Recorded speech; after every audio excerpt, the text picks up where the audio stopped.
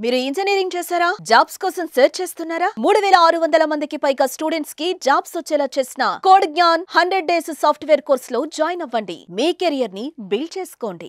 Welcome to Vishnu talks. నేను మీ విష్ణు. ప్రస్తుతం నాతో పాటు senior stock market analyst Sundararamareddy గారు ఉన్నారు. వారితో మాట్లాడదాం. సార్ సుందరరామరెడ్డి గారు నమస్తే సార్. నమస్తే సార్. సుందరరామరెడ్డి గారు welcome to Vishnu talks. Thank you so much for being in Vishnu talks. 1 year అవుతుంది. Last April I think. అంటే మన ఇద్దరి కాంబినేషన్ ఆడియన్స్ మిస్ అయ్యి 1 year అవుతుంది. లాస్ట్ ఏప్రిల్ ని మిస్ అయ్యారు. మళ్ళీ ఈ ఏప్రిల్ కి మళ్ళీ మనం రీయూనియన్ కావడం జరుగుతుంది. సో ప్రేక్షకులు ఇప్పుడు చూస్తున్న వీడియోస్ అన్ని కూడా ఇవి కొత్త వీడియోస్. మా ఇద్దరి కాంబినేషన్ రీయూనియన్ జరిగాక చేస్తున్న వీడియోస్, దయచేసి గమనించగలరు.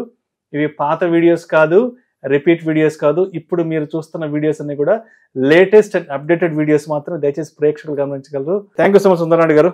Thank you sir. ఈ మధ్య చాలా మంది అడుగుతున్నారు బయటకు ఎక్కడ వెళ్ళకుండా ఏంటి మళ్ళీ ఎప్పటి నుంచి మీ కాంబినేషన్ సుందరరామరెడ్డి గారి కాంబినేషన్ స్టార్ట్ అవుతుందని మీరు కూడా చాలాసార్లు చెప్పారు. సో విష్ణు, చాలా మంది ఆడియన్స్ మిస్ అవుతున్నారు మన ఇద్దరి కాంబినేషన్, బయటకు వెళ్ళినప్పుడు అడుగుతున్నారు. ఎందుకంటే కొంతమంది ఏంటంటే యాంకర్ కి కంటెంట్ క్రియేటర్ కి మధ్య బాండింగ్ ఉంటుంది. అవును, అది అది కొత్త వాళ్ళతో రాదనమాట. అది ఓవర్ పీరియడ్ టైమ్ లో జర్నీ చేసినప్పుడు వచ్చే బాండింగ్ అనమాట. సో నేచురల్ కొన్ని కాంబినేషన్ బాగా వర్కౌట్ అవుతాయి. అండ్ మీరు నేను ఆల్మోస్ట్ 5 years కంటిన్యూస్ గా వచ్చామండి. ఈ మధ్యలో వేరే వేరే రీజన్స్ వల్ల డిస్టర్బ్ అయిపోయింది. మళ్ళీ ఆఫ్టర్ 1 year తర్వాత మళ్ళీ అంటే ఓపెన్ గా చెప్తున్నా, తెలుగు స్టేట్స్ లో ఈక్విటీ మార్కెట్స్ కి సంబంధించి ఒక కాంబినేషన్ ఉందంటే అది మన ఇద్దరిదే.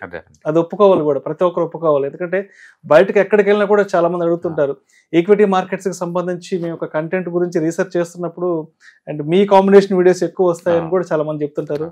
సో మొత్తానికి మళ్ళీ 1 year తర్వాత మన రీయూనియన్ అవుతుంది. రైట్. అయితే అండ్ మనం ఒకసారి ఇవాళ కంటెంట్ విషయంలోకి వస్తే, రిజర్వ్ బ్యాంక్ ఆఫ్ ఇండియా వడ్డీ రేట్లను తగ్గించడం జరిగింది. రెపో రేట్లను ఆల్మోస్ట్ 25 basis points తగ్గించడం జరిగింది ఇవాళ.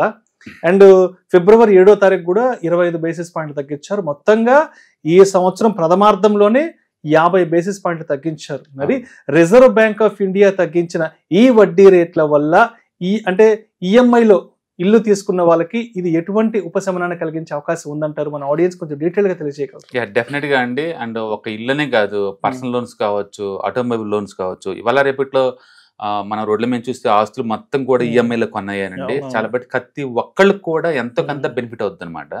అండ్ మొన్న పేపర్లో 25 basis points, మళ్ళీ ఇప్పుడు ఈ రోజు 25 basis points, మొత్తం ఓవరాల్ గా 0.50 తగ్గింది అనమాట. 30 basis points మీద తగ్గింది. అంటే దాని మీనింగ్ ఏంటంటే హౌసింగ్ ఇంట్రెస్ట్ రేట్స్ బిలో 8కి వస్తాయి. ఇప్పుడు దాకా అందరూ 9.5 పే చేస్తున్నారు కదా, బిలో 9కి వస్తాయండి. అండ్ ఇప్పుడు రెపో రేట్స్ అంటే ఆర్బీఐ బ్యాంకులకి ఇచ్చే వడ్డీ రేట్ అనమాట. రెపో రేట్స్ అది 6% కి ఫిక్స్ చేస్తారు వాళ్ళు. ఇంతకుముందు 6.5 ఉందన్నమాట. సో అది ఈ 2 installment లో కట్ చేసేసి టోటల్ గా 6కి వచ్చేసింది.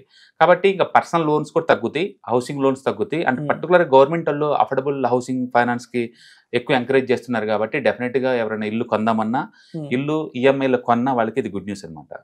సో ఎంత తగ్గబోతుంది అంటే, ఫర్ ఎగ్జాంపుల్ ఒక 20 years కోసం లోన్ తీసుకున్నారనుకోండి, ఒక 50 lakhs తీసుకున్నారనుకోండి, ఇంతకుముందు 9% అలా ఉండేది. 9% ఇంట్రెస్ట్ ఓపెన్ లెక్కేసుకుంటే 45,000 అలా అవుతుంది ఇంతకుముందు. ఇప్పుడు తగ్గించిన 50 basis points తగ్గించారు కాబట్టి రఫ్ గా 1,600 మిగులుతుంది 1,600 రూపాయలు పర్ మంత్. అంటే 45,000 కట్టే ఈఎంఐ కట్టే వాళ్ళందరికీ పర్ మంత్ 1,600 రూపీస్ సేవ్ అవుతుంది. ఇంకా చెప్పాలంటే నెక్స్ట్ 20 years కి వాళ్ళకి 5 lakh వరకు సేవ్ అవుతుంది ఈచ్ పర్సన్ కి. That's good news, right? So ఇప్పుడు ఎవరికైనా మీరు లోన్ తీసుకొని కనుకుంటే బ్యాంకుకి వెళ్ళేసేసి మీరు 2 చేయాల్సి ఉంటుంది. ఒకటి, ఈఎంఐ తగ్గించుకోవాలంటే 1,600 రూపీస్ తగ్గించుకోవచ్చు. ఏది మీరు కనుక 50 lakh లోన్ తీసుకొని అనుకుంటే 20 years కి, ఎగ్జాంపుల్ కోసం చెప్తున్నాను. లేదు అంటే టైం తగ్గించుకోవచ్చు. లోన్ అంతే ఉంచుకునే అమౌంట్ ని టోటల్ టైం 20 years అనుకున్నాం కదా, దాన్ని 18 years కు లేదా 15 years తగ్గించుకోవచ్చు అనమాట. సో టైం అయినా కట్ చేసుకోవచ్చు, లేదా ఈఎంఐ అమౌంట్ అయినా చేసుకోవచ్చు.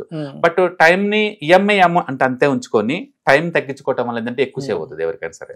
ఎందుకంటే లోయెస్ట్ వడ్డీకి దొరికే ఏకైక లోన్ హౌసింగ్ లోన్స్ అండి. అవి అర్లీ కట్టే బదులు ఆ అమౌంట్ ని వేరే వాటిలో ఇన్వెస్ట్ చేయడం ద్వారా మనం ఎక్కువ రేట్ ఆఫ్ రిటర్న్ జనరేట్ చేసుకోవచ్చు.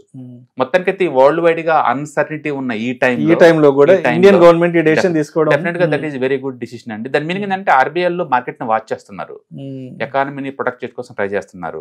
యాక్చువల్ గా లాస్ట్ ఇయర్ ఎప్పుడైతే ఇన్ఫ్లేషన్ 3.8 డ్రాప్ అయిపోయిందో ఆటోమేటిక్ గా అప్పటికే అందరికి అర్థమైందండి నెక్స్ట్ ఇయర్ ఖచ్చితంగా వడ్డీ రేట్లు 2-3 ఇన్స్టాల్మెంట్లు తగ్గిస్తారనేది. అందరు అనుకున్నట్టే ఫిబ్రవరిలో తగ్గించారు అండ్ ఇప్పుడు ఏప్రిల్ లో తగ్గించారు. నెక్స్ట్ 1 or 2 quarters తర్వాత కూడా ఇంకోసారి తగ్గించే ఛాన్స్ ఎక్కువ ఉంది. అంటే క్లియర్ గా ఆర్బీఐలో అదే సిగ్నల్ పాస్ చేశారు, నెక్స్ట్ ఇంకా ముందు రోజుల్లో కూడా వడ్డీ రేట్లు ఇంకా డ్రాప్ అయ్యే ఛాన్స్ ఉందనేది. సో అయితే ఇప్పుడు సుందరరామరెడ్డి గారు, ఇప్పుడు ఎవరైతే గృహ వినియోగదారులు ఉంటారో ఈఎంఐలు తీసుకున్న వాళ్ళు, ఈ సందర్భంగా వాళ్ళు అర్థం చేసుకోవాల్సిన విషయాలేంటి, వాళ్ళు తెలుసుకోవాల్సిన విషయాలేంటి, అండ్ ఒక్కసారి బ్యాంక్ వెళ్ళి బ్యాంకర్ని ఇప్పుడు తగ్గిన వడ్డీ రేట్ల నేపథ్యంలో ఎటువంటి విషయాలు అడిగి తెలుసుకోవచ్చు అంటారు అసలు? యూజువల్ గా ఆర్బీఐలో ఒక డేటా అనౌన్స్మెంట్ చేసిన తర్వాత రియల్ టైమ్ లో ఇంప్లిమెంటేషన్ మధ్య గ్యాప్ వస్తుందండి. అది 3 months దాకా ఉండొచ్చు మాక్సిమం. ఎందుకంటే ఎవ్రీ 3 months కి బ్యాంకులో రివ్యూ మీటింగ్స్ ఉంటాయి కాబట్టి last time the 25 basis points తగ్గించింది ఎఫెక్ట్ అయింది లేదు చూసుకోండి ఒకసారి. అది ఎఫెక్ట్ కాకుండా ఉంటే ఇప్పుడు 2 కలిపి 0.5% చొప్పున ఎఫెక్ట్ అవ్వాలన్నమాట. కాబట్టి ఈ బ్యాంకర్స్ ఇది ఎంత త్వరగా కస్టమర్స్ కి పాస్ చేస్తారో చూడాలి. అంటే ఈ రోజు ఆర్బీఐ అనౌన్స్ చేశారు కాబట్టి ఈ రోజు నుంచి అప్ టు 3 months లోపు ఎప్పుడైనా బ్యాంకర్ లో పాస్ చేయొచ్చు అది. అందుకని ఒకసారి ఎవరైనా లోన్ తీసుకొని ఉంటే గనక ఒకసారి బ్రాంచ్ ఇన్ఛార్జ్ కనిపిస్తే గనక మనకి క్లారిటీ వస్తుంది అనమాట, క్లియర్.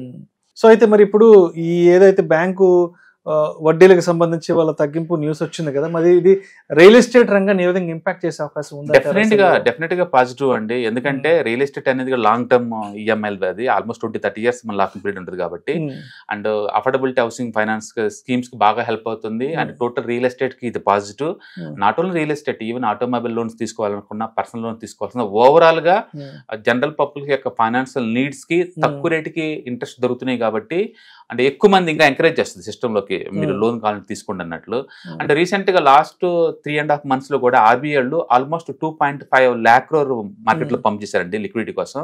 సో ఎనఫ్ లిక్విడిటీ ఉంది కాబట్టి ఎవరికన్నా క్రెడిట్ కావాలి అనుకుంటే కనుక డెఫినెట్ గా బ్యాంకర్స్ ని అప్రోచ్ అవ్వచ్చు. సో ఇప్పుడు ఏదైతే ఈ బ్యాంక్ వడ్డీ రేట్లకు సంబంధించిన వార్త శుక్రవారం నాటి మార్కెట్లకు ఏ విధంగా ఇంపాక్ట్ చేసే అవకాశం ఉందంటారు? ఎందుకంటే గురువారం మార్కెట్లకు సెలవు ఉంది. సో శుక్రవారం నాటికి అండ్ ఈ న్యూస్ ఏదన్నా మార్కెట్ లోకి క్యారీ అయ్యే అవకాశం ఉందంటారా? యాక్చువల్ గా వరల్డ్ వైడ్ గా అన్ని సెంట్రల్ బ్యాంక్స్ ఎంతకంత వడ్డీ తగ్గిస్తా ఉన్నాయండి అన్సర్టనిటీకి. రీసెంట్ గా కొరియన్ మార్కెట్స్ వాళ్ళు అక్కడ తగ్గించారు. ఈవెన్ చైనాలో కూడా వాళ్ళు ఇంకా వడ్డీ రేట్లు తగ్గించడానికి ప్లాన్ చేస్తున్నారు. కాబట్టి వరల్డ్ వైడ్ గా కరెంట్ మార్కెట్ అన్సర్టనిటీకి లోకల్ ఎకానమీ స్ట్రాంగ్ అవ్వాలంటే ఇంట్రెస్ట్ రేట్స్ తగ్గాలనే విషయం అర్థమైంది. అండ్ మన ఆర్బీఐలో ఎప్పుడైతే ఇన్ఫ్లేషన్ రేట్ కనుక బిలో 3.8 వచ్చిందో అప్పటి నుంచి అందరికి అర్థమైంది వడ్డీ రేట్లు తగ్గించబోతున్నారు అని. అందుకని మార్కెట్ ఆల్రెడీ డిస్కౌంట్ చేసుకుంది ఆల్రెడీ. అందుకని ఈవెన్ ఈ రోజు మార్నింగ్ 11 o'clock లోపే న్యూస్ వచ్చినా సరే బ్యాంక్ నిఫ్టీ ఏమాత్రం రియాక్ట్ అవ్వలేదండి, ఎందుకంటే అది ముందే డిస్కౌంట్ చేసుకుంది. అందుకని సర్ప్రైజ్ న్యూస్ అయితే కాదు. మేబీ 50 basis points కనుక డిక్లేర్ చేస్తుంటే సర్ప్రైజ్ అయ్యేదేమో. అంటే 25 basis points అనేది ముందే ప్రెడిక్టబుల్ అది.